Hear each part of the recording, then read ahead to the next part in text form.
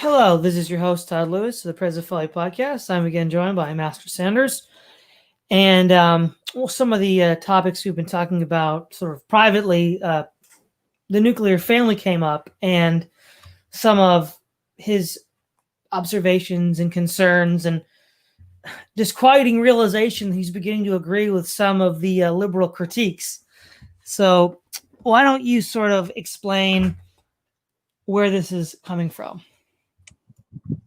Well, thanks to some recent innovations in theory, especially regarding gender, as well as the breakdown of the family and society, there's been sort of a renewed questioning of traditional American modes of family life. And traditional, I mean, largely the nuclear family. That's sort of been depicted as the ideal American model when it comes to how families are to be operated. A lot of this did come out of sort of the late 40s and 50s as Americans became more mobile, both economically and geographically. And by the time, though, of the 1960s and 70s, it really took a hit when it came to its popular perception, especially in the era when divorce became far more prevalent. Now, in the present age, it's very popular to say that the nuclear family is a modern invention. It's not one that is inherently natural, as many conservatives have tried to argue. And even those that are ostensibly conservative, like David Brooks, have argued that the nuclear family has been a disaster. Now, I think, though, it's very easy for conservative Christians to kind of reflexively defend the nuclear family, which, after all, it does seem to be in line with Jesus when he says that when a man shall leave his father and mother and be joined to his wife, and the two will become one flesh. But the thing is, that's not the exact same thing as the nuclear family. The nuclear family is not necessarily the same as monogamy. I mean, theoretically, you could have one man that was married to several women and still be within the confines of a nuclear family. The thing is there a point to the fact that the nuclear family is by itself, or at least for the vast majority of people, flawed? I think that you actually could make that case, but not from the position that the left often does, which usually their attempts to destroy the nuclear family is a way to justify degeneracy and their degenerate lifestyles. But nevertheless, I think the nuclear family, while can work and does work in certain circumstances, may not necessarily be the biblically ideal model in either the Old or New Testament. And I think looking at the morals that are laid forth in both the Old Testament law as well as the apostolic teaching of the New Testament, as well as the language that's used to describe God and his people, I think that the nuclear family may not necessarily be by itself entirely in line with the biblical model, or at least at the very best, it's incomplete compared to other biblical modes of family life. Mm-hmm. Yeah, and as to the development of the nuclear family, the sort of extended kinship tie groups were gradually weakened in the 19th century due to industrialization. I think in one of the videos I had you watch recently by C.R. Wiley, he talks about it was around the 1850s or 60s that everybody was working in factories, but at the end of the 19th century, only men were. Women and children were gradually exempted from having to work in factories. And by 1933, when Herbert Hoover had commissioned the recent Social Trends of the United States report in 1933, houses were described as the transfer of functions from the home has not been solely economic. Many functions have gone to the government, as for instance, education and protective functions, as well as regulatory controls over industry. With the loss of the family as a social institution, other institutions, clubs, associations, amusements, libraries, and political organizations are the centers of activity outside the home. It has been said that some homes are merely parking places for parents and children who spend their activities elsewhere. And this is 1933, and we see that, which is interesting, right? If the household is no longer serving any social purpose, and people find social meaning with all these voluntary societies, and then you have Robert Putnam in Bowling Alone talking about the collapse of these voluntary societies. Well, I think in part these voluntary societies never on their own could have replaced what the vacuum left by the family in the first place. And one could argue that the trends that led to the disillusionment of the family would have and did inevitably lead to the disillusionment of these voluntary societies, to the point where we don't even have that. The one thing that has taken the family's place and continued to grow apace is the government. And it's interesting, as the report said, it's what the family wasn't doing anymore. It wasn't educating children.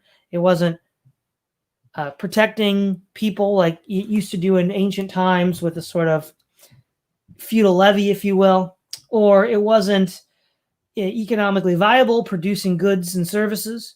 And so it ceased to, the functions were outsourced to unaccountable institutions.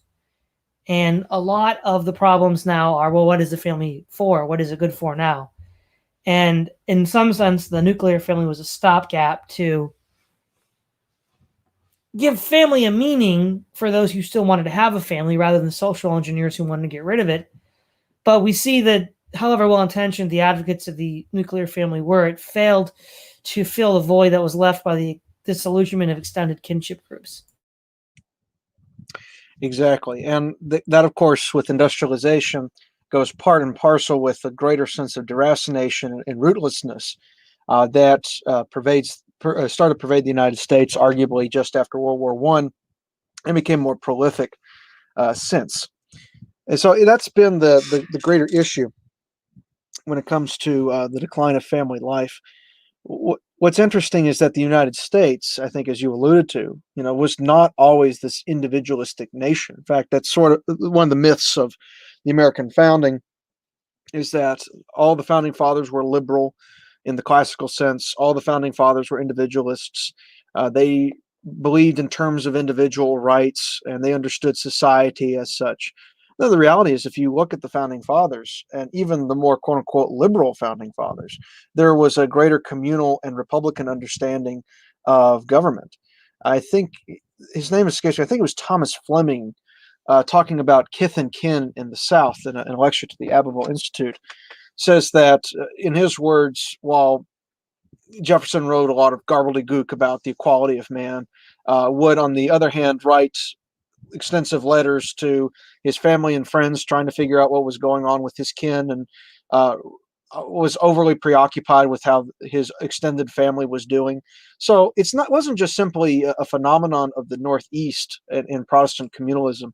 You see this also in the landed gentry of the South, lowland South, and especially in the backcountry with predominantly Scotch-Irish and Northern English. In fact, David Hackett Fisher talks about this phenomenon of, while he rejects the term, of amoral familialism. So in places like in the Appalachians and out west, where many of these traditional cultural norms were had, where you had family that was all together and had a much more stronger related kinship ties. This was far more the standard when it came to living, and the morality of these groups was defined not necessarily just by an external standard of right and wrong, although they would claim to have had one. Their understanding of right and wrong was actually defined by the family. So, and contrary to this idea of amoral familialism, the family was morality. Everything that you did was for the benefit of the family, whether it's family honor, whether it's for the benefit of the family and maintaining the home. And these were ideas that held on even with waves of immigrants from places like Southern Europe, from Eastern Europe.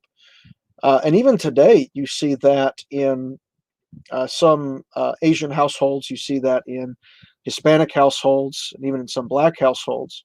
While it's not as strong as it once was, the standard of this kind of extended family was inherent in the United States, regardless of which era of immigration came in, which I think begs the question, when did this change, and what is the actual natural mode of family? If you have these common features across families and across regions, all acting in a similar way here in the United States, despite differences in religion and ethnicity, that kind of begs the question, like, what can be considered more natural? Could it be the nuclear family, or could it be something based on extended kinship ties? Yeah, exactly. This reminds me of a discussion I had one of the last times I was on the Rebel Yell podcast, was that tribal kinship ties or clans were the sort of foundation of all society. And whether it's corporate or governmental or transnational, these sort of services that are being provided to us by them are primarily marketed with regards to convenience. They're or either convenience or professionalism, right? So they'll say, "Oh, well, you do it imperfectly because you're not professionals." So professional educators, professional defense, professional arbitration, law, and we don't need you to do that. And then furthermore, the upside of having professionals do it is you don't have to, and then you have more leisure time, so convenience. Same with food production. You don't grow food on your own farm. You let someone else grow it and get it at a grocery store. And all of those things lead to convenience, but then having removed the very things that the family ought to have done, then it has very little purpose. And then furthermore, it then creates these unaccountable institutions that not only fail to do what they promised to do, they actually do it worse than what the families were originally doing. So when we see with the recent homeschool movement, public schools do a worse job of educating children than their own parents do, even if their parents aren't even necessarily professional educators.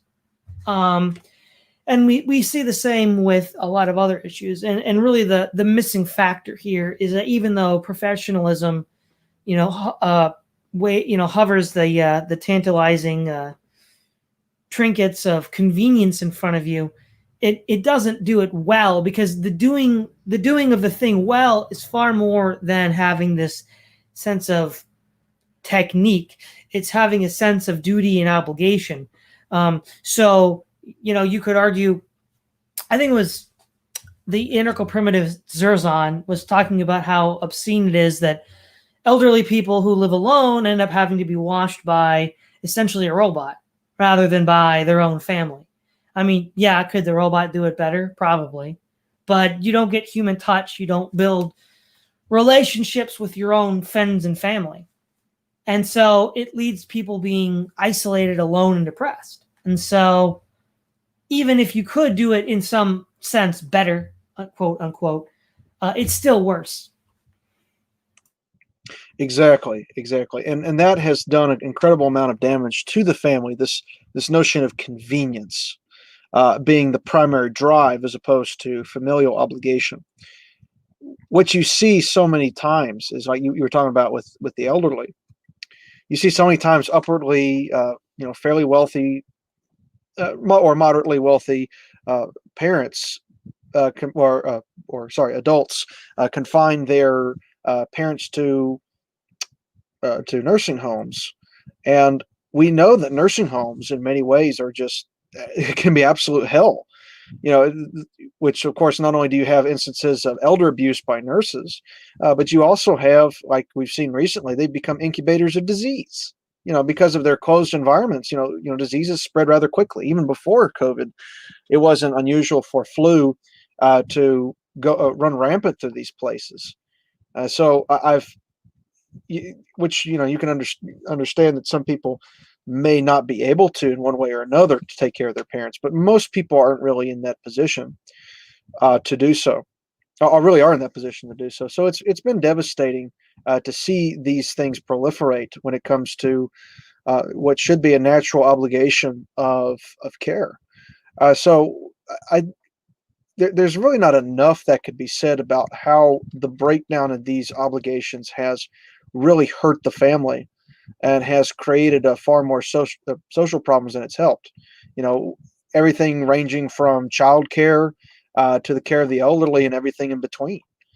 So we can probably get a little more into that in detail just a bit later in the stream. But yeah, the nuclear ideal for the family, along with the rise of transnational corporations as well as government overreach, have all done their part in destroying traditional kinship ties. And basically making us far more separated, isolated, and against each other. Well, one of the critiques of the nuclear family that would come from second wave feminism in the 1960s was that the housewife was alone most of the day because the husband was at work and had nothing to do. Well, when the house is not an economic unit anymore, there really isn't much for her to do. And given the commute and, the 8-hour workday, her husband could be gone anywhere from 9 to 10 hours a day. And that's most of the day. I mean, you're gonna ultimately end up being a stranger to one another.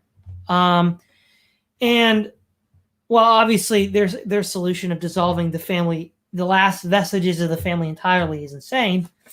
That there is, I think, some truth in that criticism that keeping husbands and wives away from each other for that long is very detrimental to their relationship, and not giving the wife anything to do leaves her bored, and what that ultimately means is she gets involved in politics, and I think we all know where that goes. Well, I think was it Mary Wollstonecraft, or was in a very similar position. You'll notice that a lot of feminists came from wealthy middle class backgrounds, in large part probably was fueled by this boredom. You don't really see feminism developing in the lower classes in the same way, even if they are living purportedly feminist lifestyles.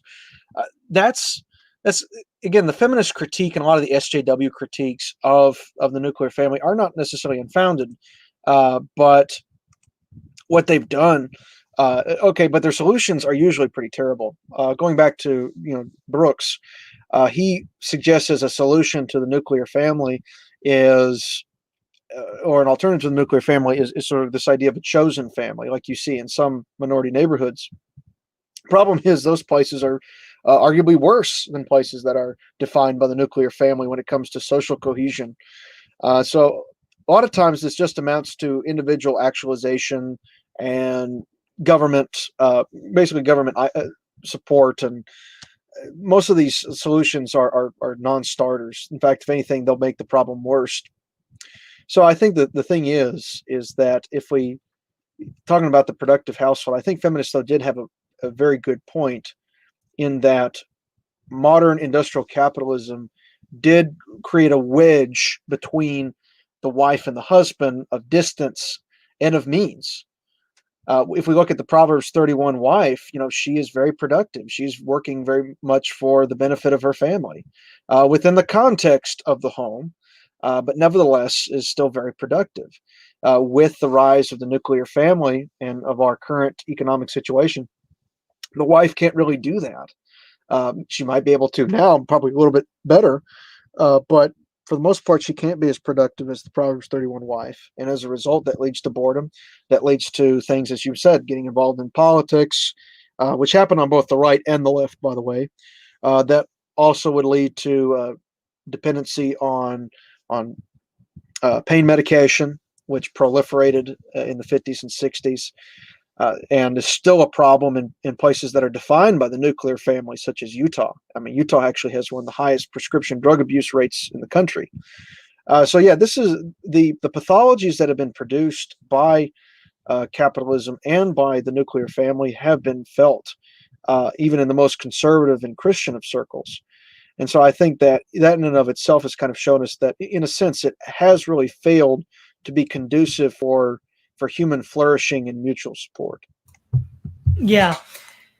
And when we look at the idea for the family in the Old Testament as well as the New Testament, it's an extended, well, we've mentioned this before in another context, but nations are families, and nations are extended families. And the biblical definition of a nation, not just with the account of the nation of Israel, with its origin, depending on how you want to pinpoint it, either Abraham or Jacob. But also, when you look at the genealogies of Esau, they'll also point to the nation of Edom as descendant from this ancestor Esau, as well as the Amalekites and I think the Moabites by the children that Lot's daughters had with him. And so these extended kinship ties were then identified as nations. And we see throughout the Old Testament and the New Testament that this is continued. And now somebody might say, well, in the New Testament, it's different. Well, no, it's not. When Paul gives his address to the Jews in Jerusalem prior to being spirited away to Rome, he greets them with the term brethren. So he views, now he's not using brethren here in the theological sense for which he describes believers in Christ, because these are obviously not believers in Christ, but practicing Jews. He's using it in the filial piety sense that these are all descendants of Jacob. And he sees them all as kinsmen, as per Romans 9:3. And so this idea of an extended kinship group that one sees oneself a part of and having obligations toward is not only not revoked in the New Testament, but in many ways reaffirmed in its most strong terms imaginable. So when Paul says in Romans 9:3, he wishes he was accursed for his kinsmen in the flesh, he's reiterating what Moses said in Exodus, that he wishes he could forfeit his own salvation for those of his kinspeople, his family. And this distinction between family, kinsman, and nation didn't really exist until 150 years ago. Well, exactly, and that's very interesting. What you point out is that this language of the household is very prevalent in the New Testament as well as in the Old Testament. Focusing a little bit on the New Testament, you have, of course, Jesus saying that those who leave father and brothers and family and lands for me will have more so. Now, in one section, he says with persecutions, but nevertheless, the Christian life is not one of individualism or self-actualization. The Christian life is meant to live in community in the same manner as a family. So I think it was Reese Isaacs in his work, The Transformation of Virginia, talks about how Baptists were very key in turning Virginia from an aristocratic, almost feudal society to a far more communal and republican society. And that was in large part based on the ethics brought in by the Baptists, where the Baptists in their evangelical presentation would say that, you're a sinner, you deserve punishment in the eyes of God, and by doing so, this would isolate the individual before God. But coming in hand with that was the offer of salvation. God has promised this for you, and that there's a way to escape judgment. And so once they've accepted that gift of salvation, they become included in a new community, in a new family, and that being the church. Paul uses this language of the family in the same way, of course, that the Baptists did in their cultural transformation of Virginia and elsewhere, is that this idea is that you're being brought into brothers and sisters in the same way that one is a member of a family. So, for example, in Ephesians 2, the ESV reads, "So then you are no longer strangers and aliens, but you are fellow citizens with the saints and members of the household of God, built on the foundation of the apostles and prophets, Christ Jesus himself being the cornerstone, in whom the whole structure, being joined together, grows into a holy temple in the Lord. In him you also are being built together in a dwelling place for God by the Spirit." So not only in a household in the familial sense, a household in the structural sense. So it's like all these Christians, whether spiritually or literally, are living in the same house, living in the same way as a family would. Or of course, this language of household keeps going on throughout Scripture. And Paul even extends familial language. Okay, the relationship between Christ and the church extends also to the family, like to the biological family as well. So the husband loves the wife like Christ loves the church. The wife submits to the husband like the church submits to Christ, and etc. So we cannot separate familial ethics with New Testament ethics. There's not one or the other.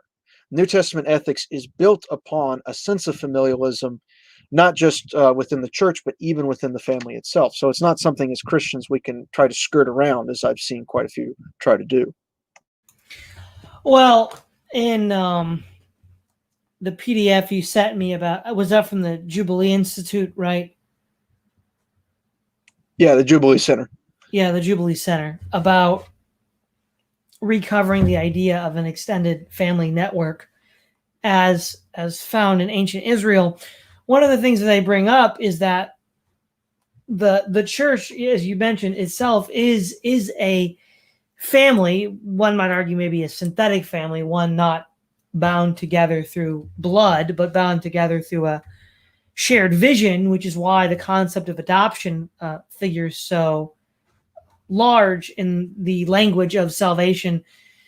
You were adopted heirs of Christ, but if the church is essentially to be understood as organized along the same lines as the ancient first century family, the only difference being that its primary cohesion is not blood, but a shared belief in Christ. If you don't get then the nuclear family correct, then, or not the nuclear family, if you don't get the extended family correct, then you won't get the church correct, because the church itself is modeled off of that, and in some sense dependent on that, because obviously all of those who are Christians should ideally be living in situations like that. And so, if you can't get it right where it doesn't matter as much, i.e., with your family, and how much less can you be expected to get it right in the church, God's family?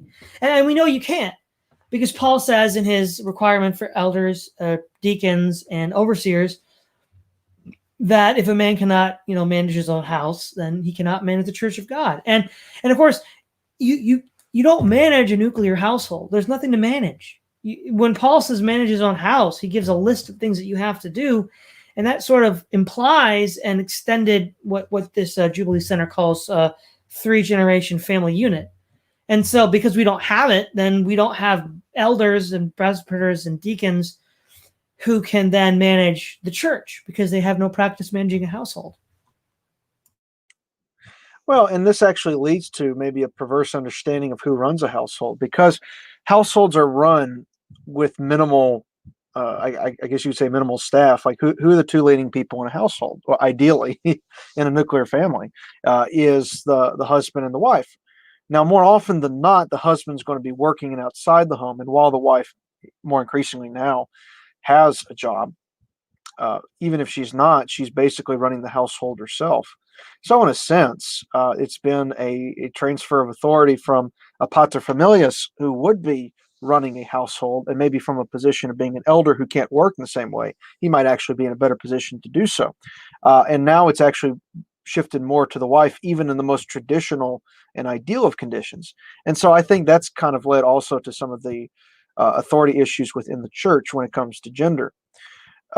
Also, going a bit back to the Old Testament, as you alluded to, we got to understand the audience of the law, and we got to understand who was God addressing. Now, obviously, yes, God was addressing the whole nation of Israel, but in texts such as these, God is addressing a specific, usually addressing adults, which it's assumed that the message is received by adults, and it's in the same way that the New Testament only refers to the men, the adults, whenever Jesus fed the 5,000 or the 4,000. So in this case, when God says, honor your father and mother, that your days may be long in the land which the Lord thy God giveth thee, what does that mean?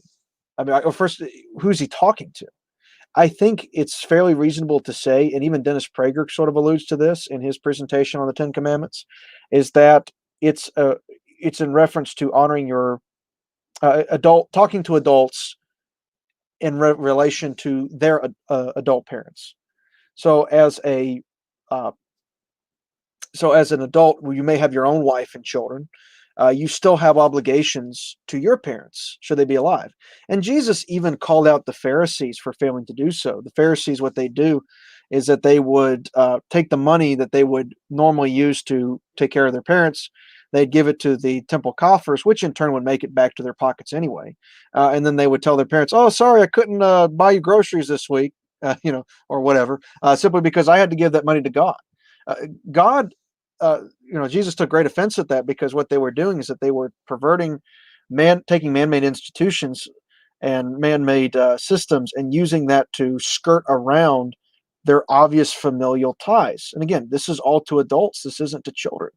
So I think that if we're talking about what we want to have in a family, it seems to me that the logical extension of honoring parents and taking care of your parents might actually be having your parents live with you in the way that previous generations used to, and many cultures around the world do. Well, and the other short circuiting is 1 Timothy 5:8, right? Because it's the elder women, the older women that are supposed to instruct the younger women. But if the older women are in nursing homes and sequestered away from everybody else, well, that just doesn't happen now, does it?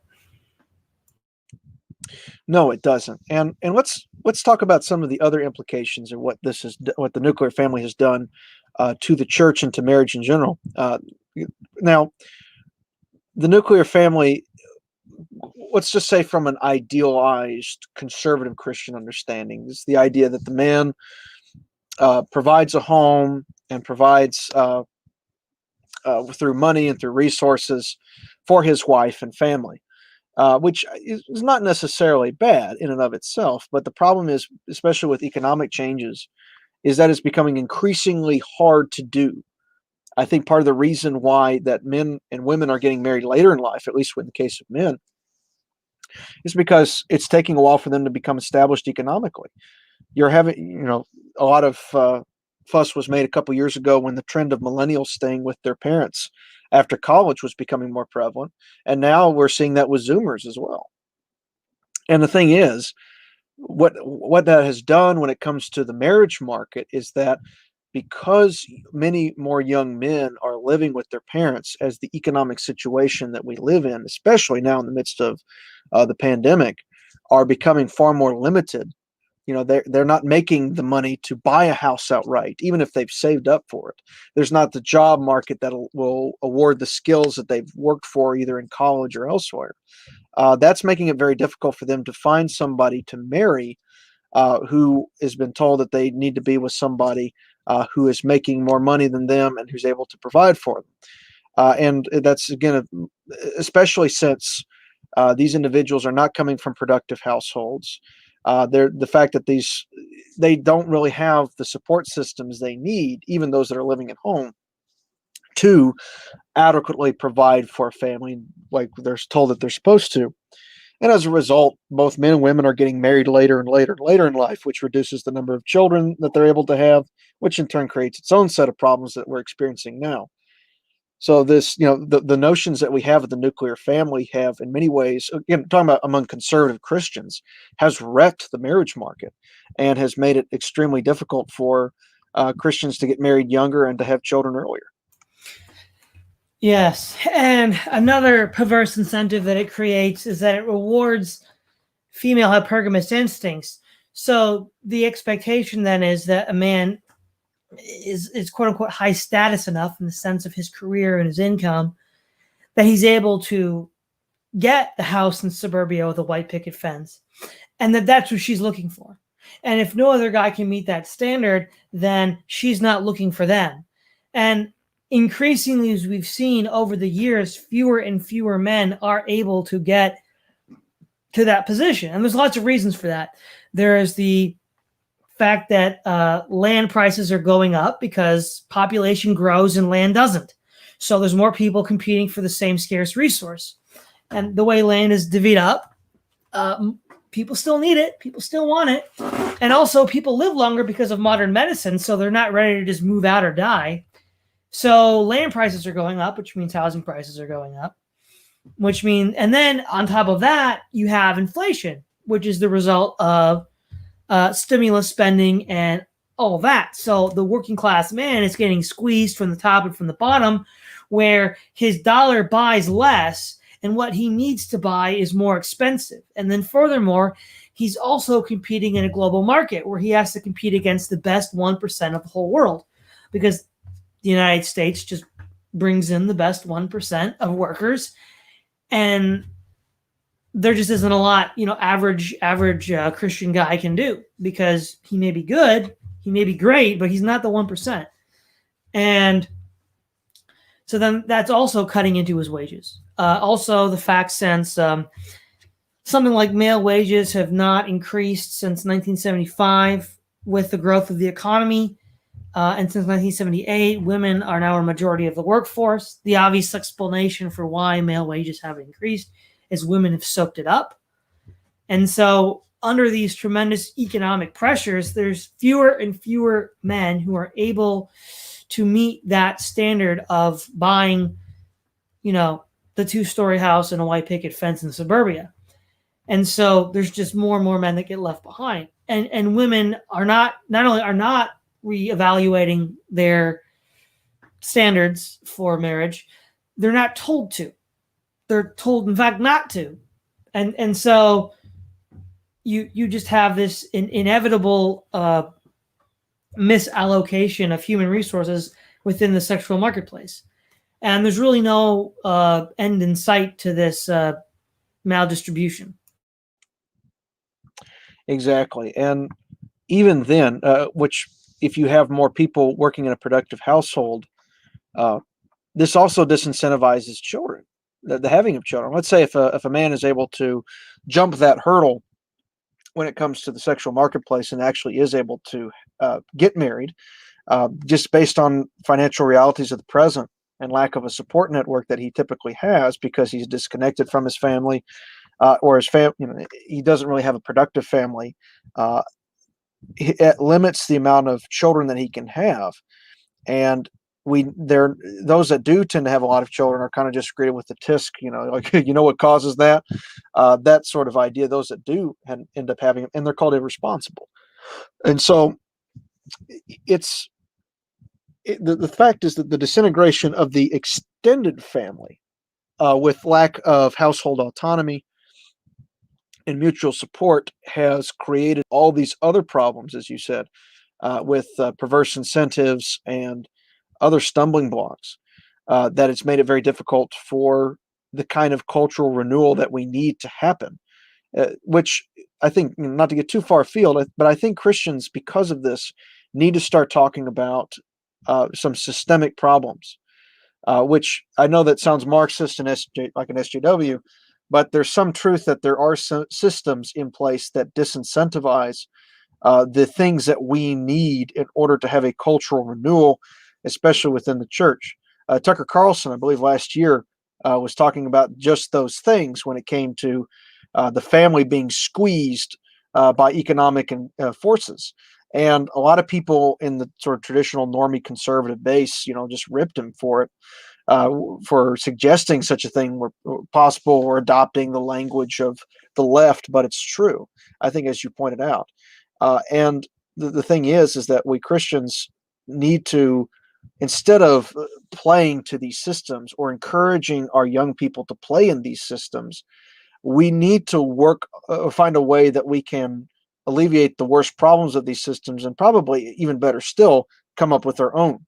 And I believe the best place to start probably is the church. And if once the church starts getting the position where, instead of criticizing young men for not getting married, but rather help them in getting married and getting financially stable, then we can, I think, start to climb our way back to some level of stability within Christian homes. Because all these problems that we see in the world, whether it comes to divorce, whether it comes to pornography use, drug abuse, all these things are prevalent in Christian homes. That is just as much as they are in secular homes. And I think it's the fact that Christians have failed to deal with these systemic problems that have been embraced by the church is what's led us to this position in the first place. Well, yeah, this sort of embracing of these dysfunctions. So when the natural sexual impulse is frustrated and young men are not allowed to get married because of all of these handicaps thrown in their way, all sorts of pathologies develop, of course, most famously homosexuality. And what we end up seeing is, rather than dealing with the structural issues that are leading to these pathological dysfunctions, they're being accepted. So, right, we hear things like same-sex attracted Christian, I'm same-sex attracted, but I'm celibate, whatever that means. Or the idea of the gift of singleness, whereas that's singleness in the sexual marketplace means that you are unattached but still available. That's not what Paul is talking about when he says celibacy. Celibacy is service to the church.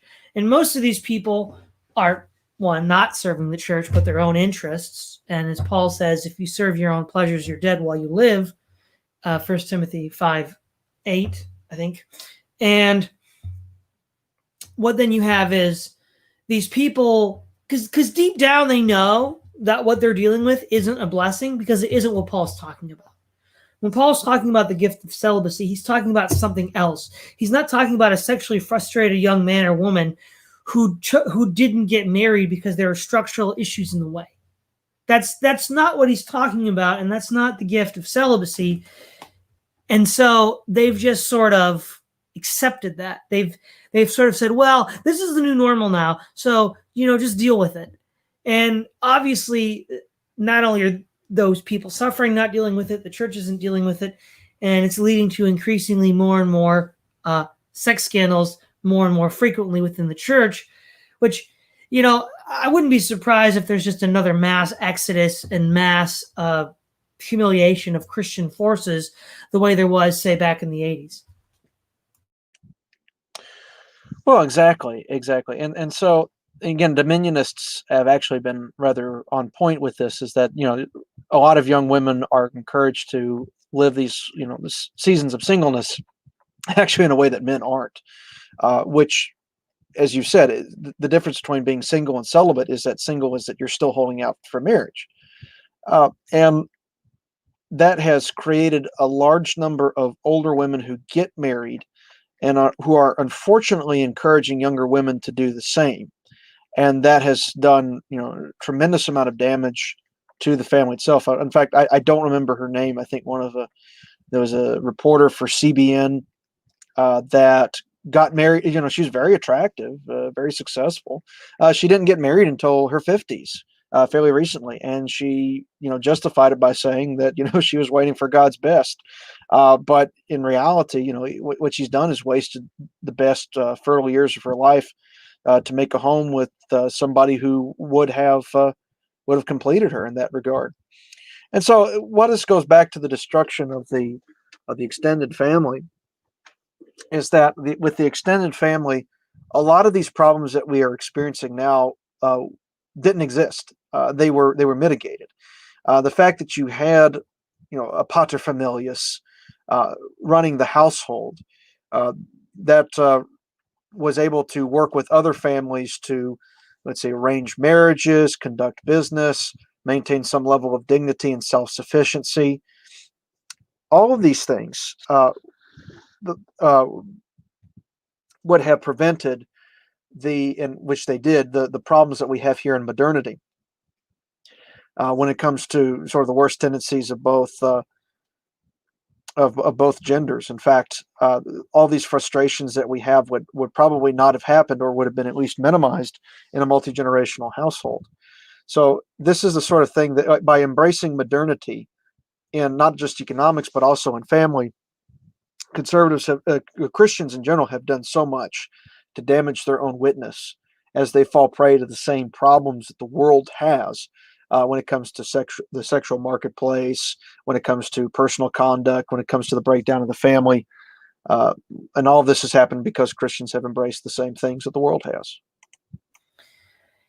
Exactly. And another disturbing element of the nuclear family is the sore winner syndrome. You get all of these guys that have, quote, won the lottery, right? They got their career, they got their woman, they got their white picket fence in their suburban house. All the things that they were taught to strive for in life, they get. And instead of saying, this was really hard, it was really hard to get here, let's help other guys get here, let's empathize with the guys that haven't got here yet, they just start, they're like on the top of a hill and they just keep on kicking them down. And then they spit on them as they're going down the hill. And it's really pathological, and it's just completely unparalleled in the history of Christian marriage and sexual relations, that the men who made it would treat the men who didn't make it this way.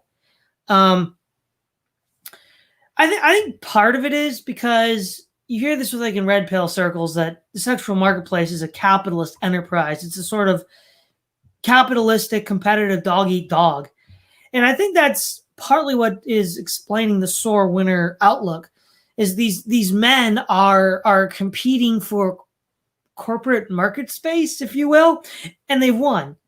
And they feel like they have to stay on top. They feel like they have to stay competing to stay on top, even though the sexual marketplace is completely disanalogous to market share in, say, you know, Sears or Walmart or McDonald's, and the frenetic competition that you have to have in those areas to keep what you have. They then translate it into here, and that's far from the opposite of how Paul recommends that the sort of sensitivity that he has to men who are dealing with these issues. For example, in 1 Corinthians 7 verse 9, he says that it's better for them to marry than to burn. It's a sort of, he says throughout the letter, it's for your good, right? He's trying to be compassionate. He's trying to help you deal with these issues. Whereas these guys are just sitting up there, laughing, spitting on you and kicking you down the hill. It's really obscene. It really is. And all this goes back to the sort of individualistic mindset that the church has adopted. The church, whether it's come to the fact that nobody has church permanency anymore, nobody goes to you shop churches like you would a mall. On top of that, if things don't go your way, you just simply pick up and move somewhere else. When it comes to the marriage market, you're right. The guy looks for the hottest girl, the girl looks for the richest guy, and it's still very individualistic in its overall framework, and without any concern for and also it's selfish. It's looking to satisfy whatever individualistic aims that you have, rather than for the good of the whole, or like the good of the whole family, the good of the church. And that's why marriages are falling apart, because these marriages are not built for the benefit of the family. They're built for selfishness and self-actualization. And that creates a lot of other hangups too in the sexual relationship, when you have couples that are not giving each other their due, when you have couples that are men who are not getting the sexual satisfaction they thought they were going to get, or women who are not getting the romantic satisfaction they thought they were going to get. And this just creates further and further problems, because everything is done for the gratification of the individual, which is not really attainable, rather than for a broader cause, like the benefit of the family. Like you would marry into another family so you could strengthen the ties between the two. That's how marriages were often arranged. Everything was for the benefit of the group and not just simply for the individual. And yeah, it was hard, I'm sure, but it was a way of maintaining societal cohesion. And in the end, it worked out better. So this whole capitalistic mindset, unfortunately, has been imported into the church. And even worse than that, it's been avidly defended, as you say, to the point where, you have both men, and I've seen women do this too, just sell out the other for their position. Like you have men, husbands, male leaders that tell young men that they're nothing unless they get married. And once they get married and they don't have sex, they need to, man up and, just get their head out of their pants. Or on the other side, when you have with women who many of whom claim to be virgins, when they get married, they just tell other women like, oh, men don't care. Like, or a real good man isn't going to care if you've slept around or you've had a bunch of tattoos or what have you. And what it does is it creates a lot of lonely, frustrated women up until their 30s, because the standards they've been told to have are so high, and and they're told that they don't have to change at all.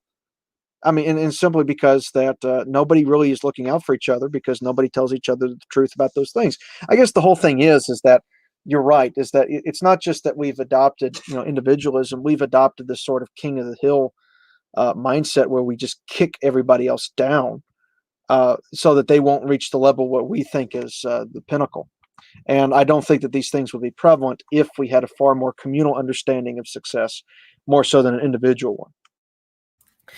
Exactly. And what, realistically what needs to happen, and presumably as things continue to get worse and civilization continues to fragment, eventually will change, is that people need to understand that marriage is not supposed to be a means of self-actualization, a means of living your best life now, a means of gratifying your desires and pleasures, but it is supposed to be a the basic building block of civilized life, where society can have mutual aid, where you can rely on people to come to have your back regardless, no matter what. You may not even like him, but hey, he's family. You got to help him out. He may be somebody you don't like very well, but he's family, and you've got to have his back. And really, this sort of idea that the individual is the fundamental building block of society is lunatic. It's the family. Everybody used to know this. Aristotle for the pagans, and Moses and Jesus for the Jews and the Christians. And so the expectations that one has for marriage has to change radically for anything to get better. And furthermore, as Paul points out in Ephesians chapter 5, both husbands and wives have to learn to sacrifice for one another, because anything that you build from the bottom up, like the family, like the mutual aid networks that develop from it, is going to have a lot of sacrifice, and it's ultimately not going to be about you. Exactly.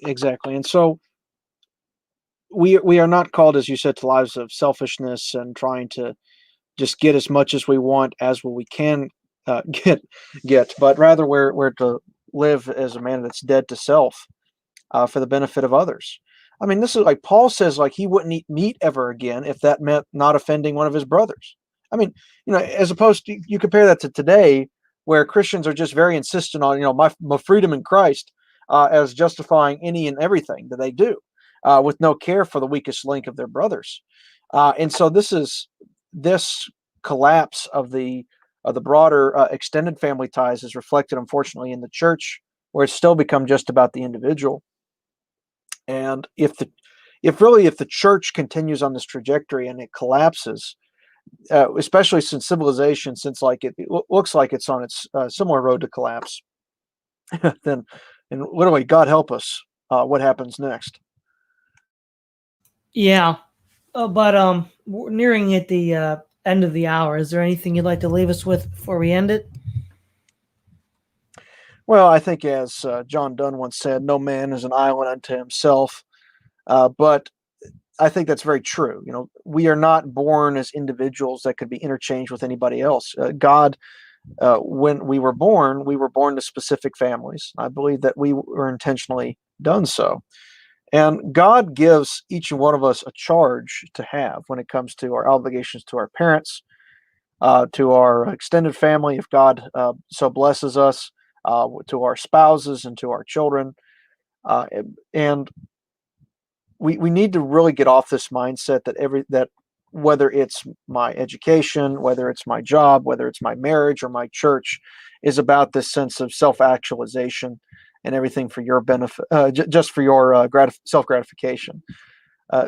If the church doesn't do that, if the church doesn't repair these ideas of communalism, and it really doesn't, starting with the family and working on from there, then we won't have anything when society collapses. And one more thing before we go too far. People who try to present that we follow God above family and other obligations. Well, the thing is, the Bible tells us is that we have obligations to family. When Jesus describes what was going to happen is when fathers turn against sons and brothers against each other, he's talking about a doomsday scenario. That's like the worst thing that could have happened in Hebrew society. But even with that, Paul talks about our spouses' obligation to each other, children's obligation to parents, and vice versa, slaves into masters, which even then could be contextualized within the household, are not dependent on anything other than the fact that your relationship to them. You could hate your parents, you could despise your children, you could be bitter toward your wife, but that doesn't renege you of your obligations to each other. because we demonstrate the love of God for us in our honoring of our obligations to each other, not in spite of them. And if we continue on this path of individualism, and it's I'm only accountable to God for whatever we want to do, I mean, then it becomes what is the gospel? What is Christianity in general? If it's just whatever I claim that God spoke to me about. So that is going to be the ruin of the church, and by extension, the ruin of civilization, if we don't get a grip on this now. Exactly. Well, thank you again, Master Sanders. This is Todd Lewis of the President Folly Podcast, signing off.